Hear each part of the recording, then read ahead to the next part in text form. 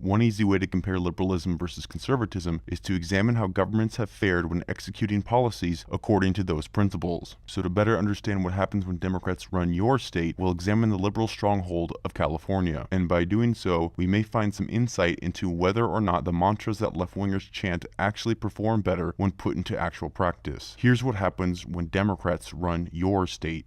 The new state report says about 110,000 Californians moved out of the state last year. As KCRA 3 Sharikina Shams reports, the numbers tell a story about jobs and the economy. Its population grew at more than double the national average until 1990.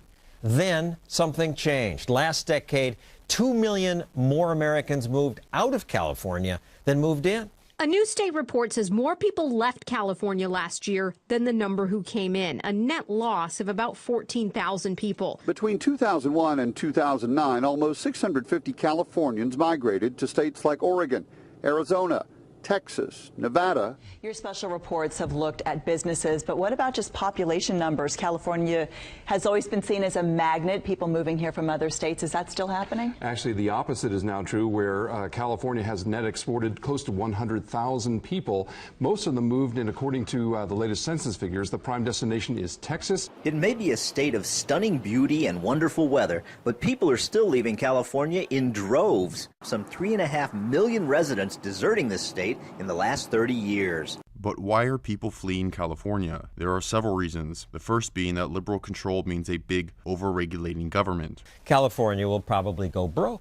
California is broke. It's not only broke, it's broken. Liberals broke it. Nobody can argue, no one with a shred of commitment to honesty can argue conservatives broke California. Liberal policies in a state where they can do whatever they want have broken the golden state, the state people went to get rich. You now go there to get poor. You leave to get rich. It's California arrogance, right? It's what draws people to California in the first place, is this sense that nothing is really real here, and that's okay. I'll just close by saying this. Typical of the California attitude is, I got into a brief debate with a woman who was a Democratic local council person in Irvine, California. And she was saying, well, because we got in the middle of this, she said, if Republicans are really so great, how come California's doing so well? California's the 7th biggest economy in the world, and it's run by Democrats. And I said, it is the 7th biggest economy in the world. And before the Democrats got a hold of it, it was the 5th biggest economy in the world. and it takes a while to bleed out that much prosperity, but they're doing it. Everybody's leaving. Boeing left Washington for the same kind of reasons. We are the poorest state in the nation. By any reasonable accounting of assets and liabilities, California's the poorest state in the union. Debt is unbelievable. And nobody wants to look at the red ink on the spreadsheet. All they do is look at the black ink.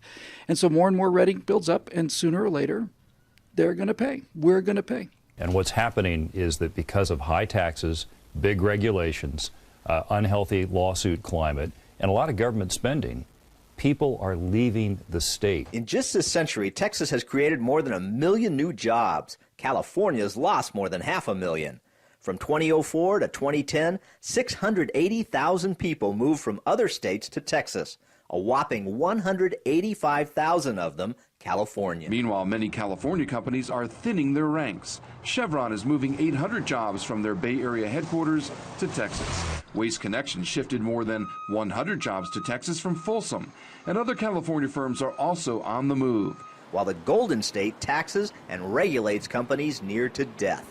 For example, the average small business in California is hit for about $134,000 per year in compliance costs to comply with the regulations in the state of California. Dozens of companies are considering packing up and leaving. Dozens already have. Even as we've been here in California for a couple of days, we've heard about more businesses pulling up stakes right now. The legislature passes, on average, around 900 bills a year. Laws. Here you go, Governor. 3 a day, or even 4 a day when they're in session. And the kind of laws that they're passing in California, they're saying you can't, as a parent, hire a psychiatrist to try to make your kid not gay. I mean, it's that level of crazy specificity, increasing the penalties, the fines for throwing citrus onto a minor league baseball field. Seriously, that was a law passed a couple. I mean, when the City Council of San Francisco proposes to ban goldfish, you know you have an intrusive situation.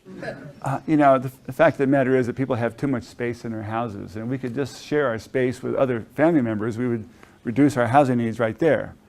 And I think the number of housing units needed is a lot less than people think, because the old standard for housing is basically circa 1980, when people all lived in their own independent apartments or independent housing units. There was no doubling up at that time.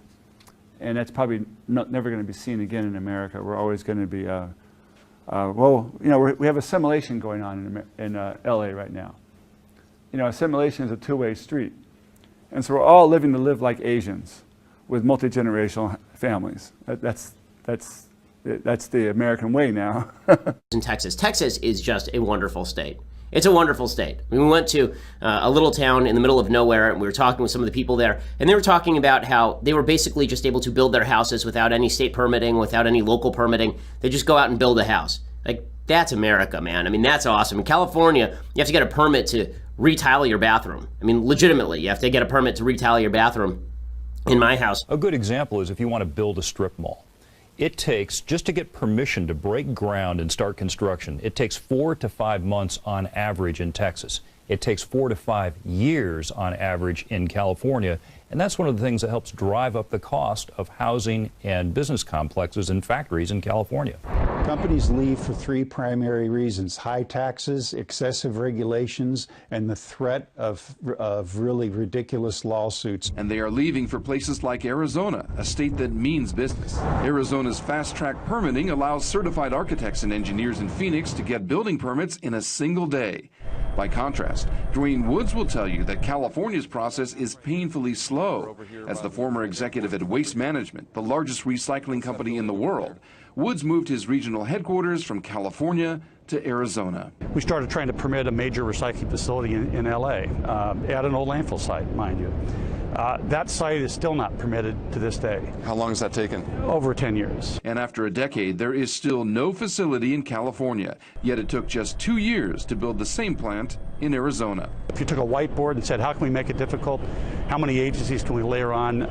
California's as complex as it can be. It's not an employer-friendly state to that, and it's to that end, it's more difficult, definitely more costly to operate in. Of all states, California ranks dead last for policy friendliness, with key negatives for high taxes, high workers' compensation costs, and high electricity costs. All the green policies, essentially, renewable mandates.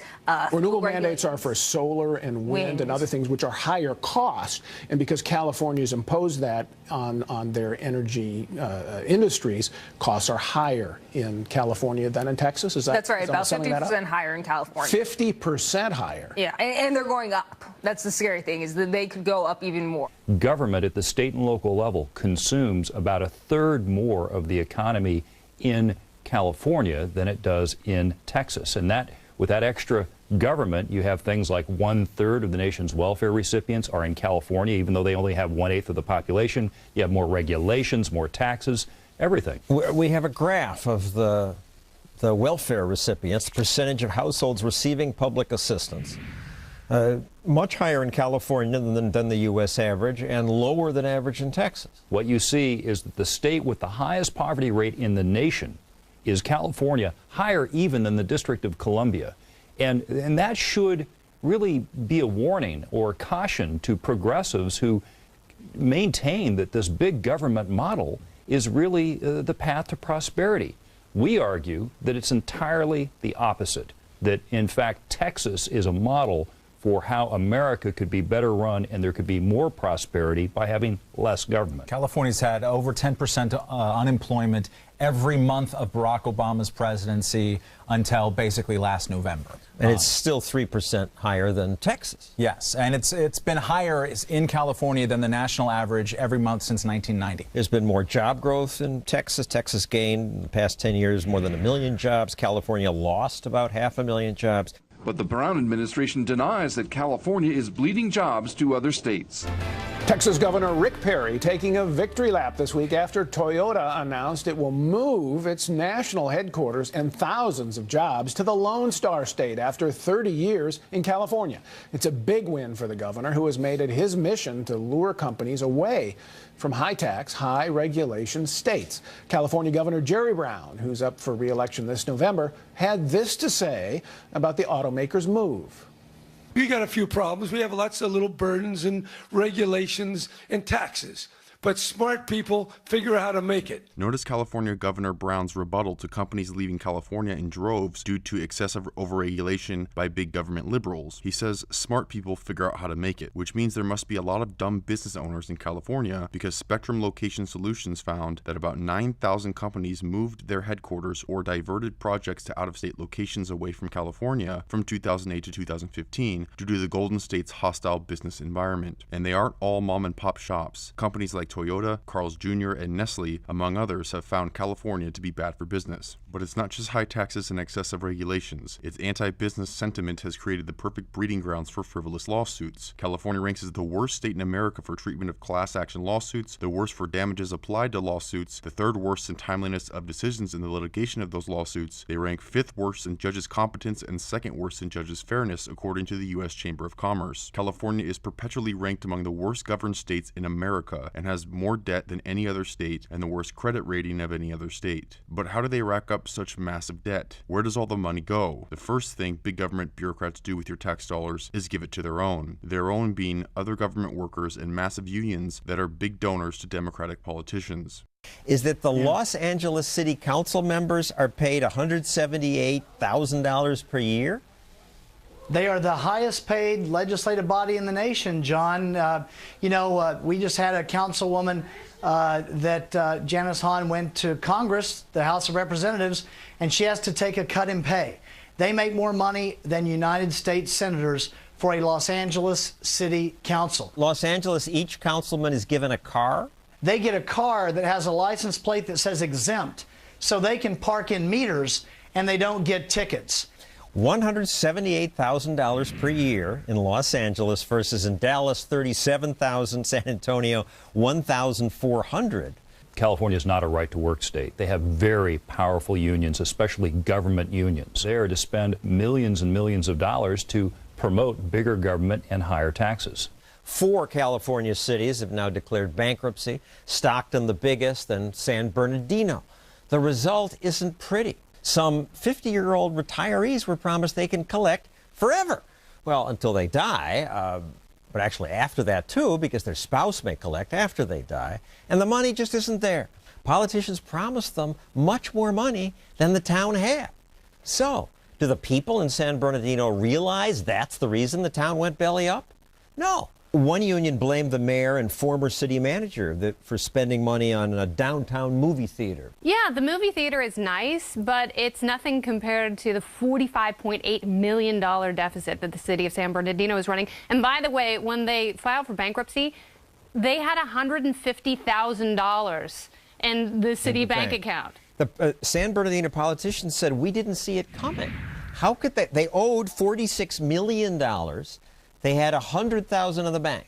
Yes, and they have payments that they're required to pay into CalPERS, $1.8 million a month. And they didn't see that coming. With $150K in the bank, nothing's going to cover these pension obligations. Not in San Bernardino, not in Stockton, not in Vallejo, not in Compton, not in any of these other cities in California that are simply failing.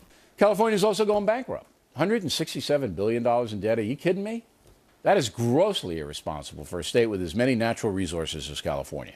I mean, these pinheads in Sacramento think they can just spend money and other people have to pick up the tab. Tough times in Stockton, California, with that city, the largest one ever to file for bankruptcy. And city officials are saying it was tough but necessary. Stockton is one of 3 cities now to declare bankruptcy in the state. According to Vice Mayor Kathy Miller, public safety employees were costing the city, on average, more than $150,000 each per year. We heard about that hefty benefit package there and for those employees. How did it get to that point where they were able to collect so much? You know, it happened incrementally over about a 10-year period. and during the 1990s. And Stockton's not alone in this. Cities all across our state, especially, really ramped up enhanced pensions and increased benefits. And one of the benefits that Stockton granted to its employees, which ended up really being the largest single problem that we have financially, is we granted free lifetime medical benefits to our retirees. Wow. The mayor of Stockton, who owns this balloon shop, thinks her city and her country will find a way out of their current malaise. I think we have a good future. I think we're still figuring out how we play that future, what role we have, and how we resume again our prominence in innovation and manufacturing and a lot of those industries. It's a matter of evaluating who we want to be when we grow up. The mayor of Stockton is the owner of a balloon shop. That's right, a balloon shop. And after her incompetence and fidelity to the left-wing policies inevitably ends in failure, she says Stockton is still figuring out what they are, which is interesting because this is a city first established in 1850 and had a population of over 50,000 people by 1950, over 100,000 residents by 1970, and nearly 250,000 residents by the year 2000. And yet she says the city is still figuring out who and what they are. The left-wing state of California ended its 2014-2015 fiscal year negative $175 billion. California Democrats are so liberal with taxpayers' money, they'll spend it on just about anything, as long as it makes them look compassionate and pleases their voter base. In Richmond, California, the Office of Neighborhood Safety was paying young men not to kill each other, with a maximum of $1,300 per month not to kill someone, funded by taxpayers. California Democrats are now pushing legislation aimed at helping poorer families be able to take beach vacations. Assembly Bill 250 would direct the State Coastal Conservancy to develop new, low-cost accommodations and improve existing affordable accommodations with the goal of making a trip to the beach more accessible for families that don't have a lot of money. The city of San Francisco has implemented multiple government-funded projects to curtail the public health problem of feces and used syringes all around the city, and the liberal elitists who inhabit San Francisco says it's everyone else, the people inhabiting the non-coastal states, that are the idiots. People and businesses are leaving California because left-wing belief systems inevitably create a massive government with excessive regulations and overspending on anything that could win them a vote, but also through spending billions annually on illegal immigrants and horrendous public schooling systems. California owes an astounding $167 billion, and it's running an annual deficit of about $9 billion, money that can never be paid back. And what is California getting for all that? High school graduation rate, 37 out of 50 states. Businesswoman Lana Zweigart decided that placing her son in a crowded high school where many students do not speak English was simply not an option. Rather than pay the high tuition costs of a private school, Zweigart decided it was time to move her family and her company out of California. Her story is the story of middle-class Californians and business owners that have simply had enough of the declining quality of life and no longer have any faith that Sacramento and Washington will act to secure the border and protect American citizens. I've been in California for 31 years. I have 2 children, and I have progressively felt the decline of where I live, within my business, within my family. Well, Pomona, when I first moved in, was a wonderful little small community, very family orientated. I can't go there any longer. With my surroundings of being bombarded by illegal immigration, schools, they're catering to the illegals. Again, I think the primary message is that it is the obligation and mission of our public schools to educate all children, regardless Not of illegals. American immigration status. This is a right. These children have a right to an education. Particularly the border crossing is dear to our heart. We have just recently funded a few projects specifically addressing on the border crossing and to reduce the waiting time as cars coming in and to reduce the pollution. What? And we should ask for next question, please. We would like to give the opportunity to the LA downtown office. They're letting people cross faster? Communities that are sometimes threatened or intimidated by giving comment in a language that isn't as comfortable to them. So este foro va a ser en español y en inglés. En español vamos a hablar y en inglés. For in English, it's going to be in your headset.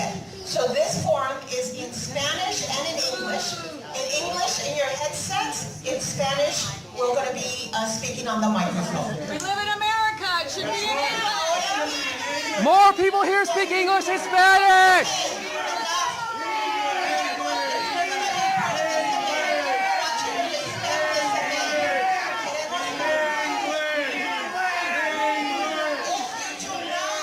Hey, one of the primary reasons that I'm taking my family out of here is because of the public school system.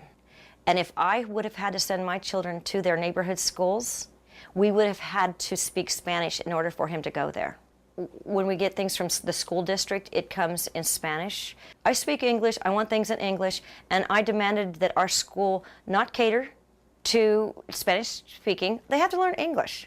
California is ranked among the worst public schooling systems in America and is annually in the bottom 20% of schools nationwide. But the good news is, teachers in California are one of the highest paid in the nation. Despite California ranking 48th of 50 states in math and 49th in reading, the teachers are being compensated pretty well. In 1992, the LA Times wrote an article about A.G. Curry Middle School in Tustin, California, celebrating the diversity by flying 65 flags of students' home countries. The principal said he planned to turn Curry Middle School into a model multicultural school. By 2010, A.G. Curry Middle School was 88% Hispanic, and that same year the school scored a D- in math, a C in language, and a C+ in science for an overall grade of a D+. California hosts 12% of the population and has over 30% of the nation's welfare recipients. With so many leeches on the system, left-wingers have decided to keep them happy. They must spend more because that's the only way people will vote for them, if they get free stuff in return. California spends $859 million per year on imprisoning illegal immigrants. Los Angeles alone spends more than $1.6 billion a year on illegal aliens, $600 million on welfare, $550 million on public safety, $500 million on healthcare. In 2003, 70% of the 2,300 babies born in Stockton's San Joaquin General Hospital were anchor babies. By 2013, the city of Stockton was bankrupt. Protesters packed the San Joaquin County Board of Supervisors meeting demanding that vacant positions at the hospital to be filled immediately because it was so understaffed. Trauma patients were sometimes being directed to Modesto, California, which delayed them receiving medical treatment. San Joaquin General Hospital CEO said an increase in gunshot victims has led to the shortage, with 200 patients being treated per month as opposed to 110 patients per month in past years. Despite illegal immigration sucking money from California, delusional liberals in California say illegal immigration makes the state stronger. After several decades of Democratic control in the state legislature, California now faces an unfunded pension liability of no less than several $100 billion. The state is also experiencing unprecedented middle-class flight, skyrocketing housing costs that are 250% more than the national average. Businesses of all kinds have been fleeing the state due to everything from excessive regulations, high taxes, or mandatory $15 minimum wages. California has horrible schools and regularly among the highest unemployment rates in the country. From 2007 to 2010, the number of children living in poverty in California grew by 30%, and 1 out of 5 children in California grew up in poverty. This is what Democrats have done to California. But Democrats have solutions for their money woes. It's a plan that is a regular go-to for liberals when they overspend to try and win votes by giving away free stuff, and that plan is taxing the rich. She's called for upping the top tax brackets in America to 80% or more. The wealthiest 1%. I would like to tax them at higher rates across the board on their salary, on their investments, and also on what they're passing to the future generation. Yeah, well, they just passed by a ballot initiative one of the largest tax increases in history. Tax the rich. They've increased taxes by $50 billion. So, yes, suddenly it's going to look a lot more balanced there. But they're also lying. I mean, they're talking about revenue projections that will not come true. It's an annual tradition in California. Your budget looks balanced in January when you propose it. And then when the revenues actually start coming in, you say, oh, there's a shortfall. And that shortfall could be $8 billion. It has been as high as $30 billion in recent years. We'll see that happen again. So clearly, California has serious economic problems. The state has the lowest credit rating of any other state. It's falling deeper into debt. So is this just a reality that they need to face, that deep cuts need to be made because they can no longer spend beyond its means? We should be getting a more equitable system of taxation and taxing the wealthier at rates that are commensurate with other states. We need to be able to raise revenue in an equitable fashion in the state. Californians actually pay a lower tax base than most other states. Where the top marginal tax rate in California is what? 13.3%. And in Texas? 0. 0. That would seem to be an advantage. That'll even get Freeman's attention. I think it would get anyone's attention. And California has had an issue with its revenue, that is raising enough revenue to provide the services that Californians need. This is another part of the problem. Notice this college professor's explanation for the problem, that California has a revenue problem. By revenue, she means taxes. But California's problems are not because they don't tax enough or that they don't tax the rich their fair share. That California has the most progressive tax system in the United States. We do ask those who make the most money to pay the highest percentage of taxes. California is among the highest tax states in the country. California has the highest personal income tax of any other state in America, significantly higher than any other state. The Federation of Tax Administrators ranks California as the top taxer with a 12.3% income tax, and if you make over $1 million in the state of California, the income tax rate jumps to 13.3%, nearly 30% higher than the number 2 state of Oregon. The top 1% of earners in California account for over 40% of income tax revenue. California is 4th highest in the nation in per capita corporate income tax revenues. California is the highest sales tax than any other state. California is the highest gasoline tax than any other state. California even taxes carbon emissions. California's problems are not the result of not taxing enough or the rich not paying their fair share. California does not have a revenue problem. California has a spending problem. Turns out giving away free stuff to people in exchange for votes can be very expensive. I think the politicians want to get reelected,